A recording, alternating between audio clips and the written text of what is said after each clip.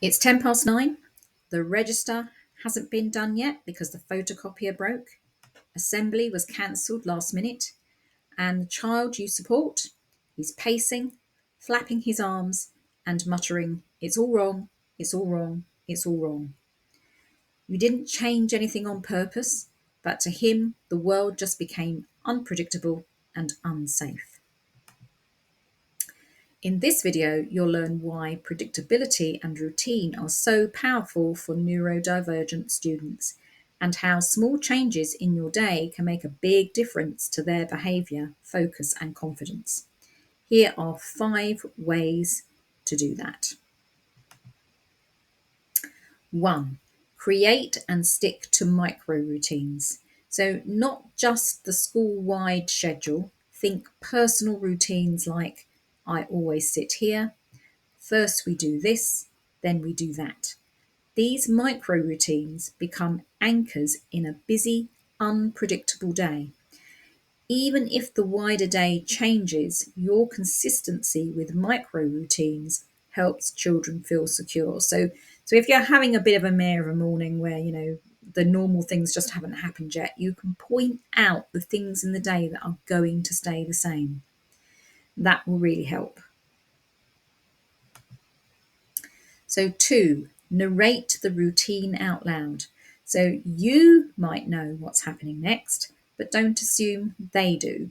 Use calm, clear language. So you can say things like, after break, we have maths. That hasn't changed. Or, it's a bit different today, but here's what we're doing instead.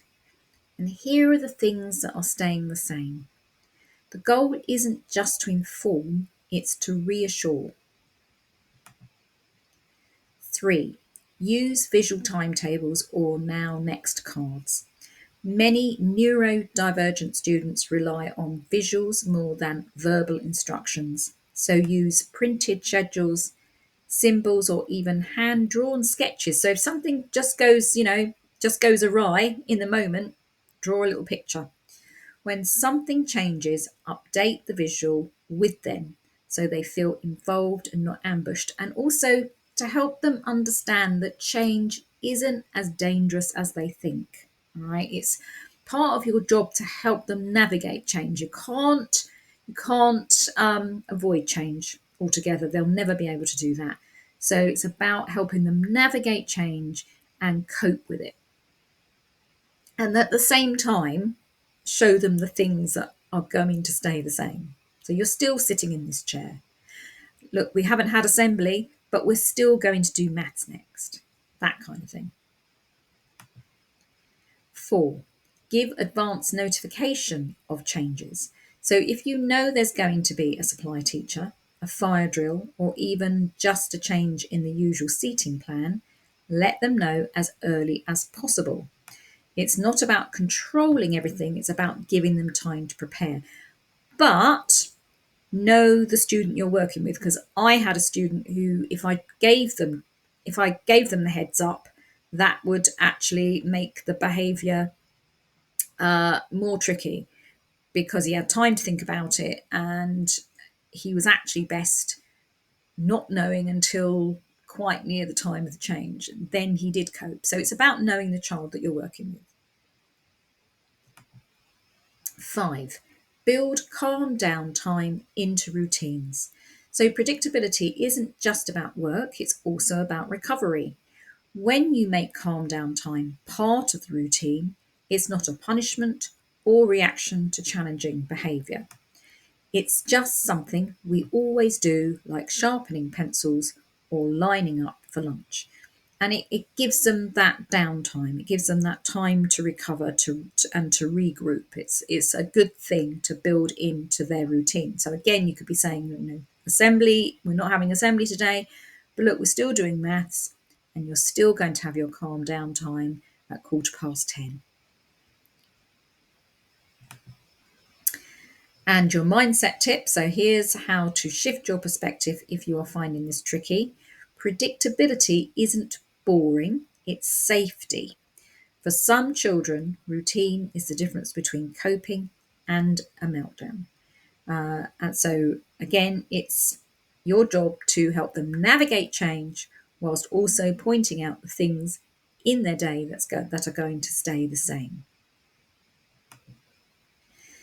And you can take some action by choosing one routine you can make more visible or consistent, whether it's how you start a session, how you end one, or how you transition between activities.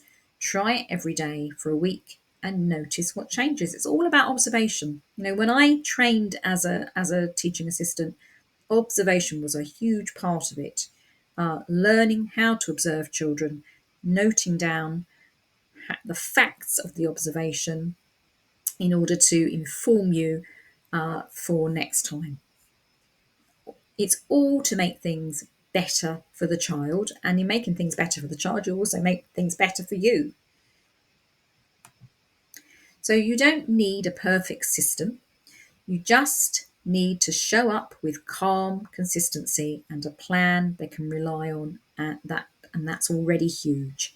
And if something goes off piste, don't panic, regroup, explain, and reassure.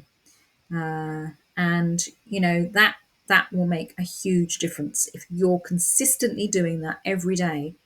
The children that you work with, particularly the neurodivergent children, will feel much, much safer in school. But again, I think these things would be good just as a matter of standard procedure for all children. I think it would help reduce any behaviour challenges that are down to anxiety caused by just the normal stuff. These are children. Imagine you come into work, I expect at times, feeling a bit anxious. Imagine what it's like to be a child coming into school where it's all orchestrated by the adults. And then imagine what it's like being a neurodivergent child. Put yourself in their shoes, and I think it helps you to understand. Now, in video 5, we will look at how to support peer relationships and inclusion. I look forward to seeing you in there.